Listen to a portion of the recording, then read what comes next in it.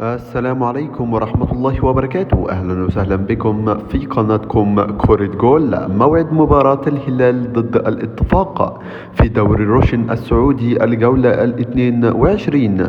لكن قبل ما ندخل في تفاصيل هذه المباراة عايزك تنزل تصلي على النبي وتذكر الله في التعليقات، ولا تنسى دعمنا بلايك واشتراك في القناة لنستمر إن شاء الله. أمامكم التفاصيل الآن.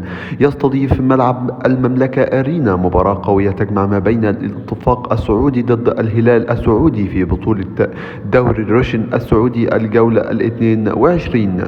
نتيجة الذهاب كانت لصالح الهلال السعودي ل5 صالح لا شيء.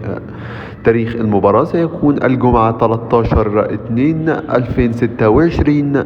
وقت المباراة سيكون إن شاء الله الساعة 5:45 و25 دقيقة بتوقيت مصر، الساعة 6:25 بتوقيت السعودية، الساعة 4:25 بتوقيت تونس والمغرب والجزائر.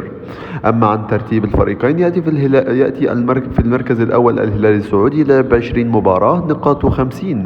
الاتفاق يأتي في المركز السادس لعب 20 مباراة نقاطه 35.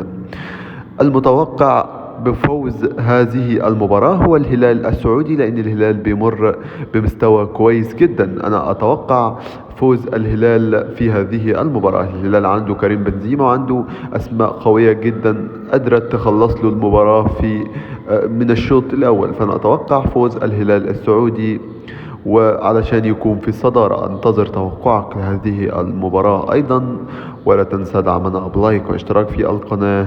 والسلام عليكم.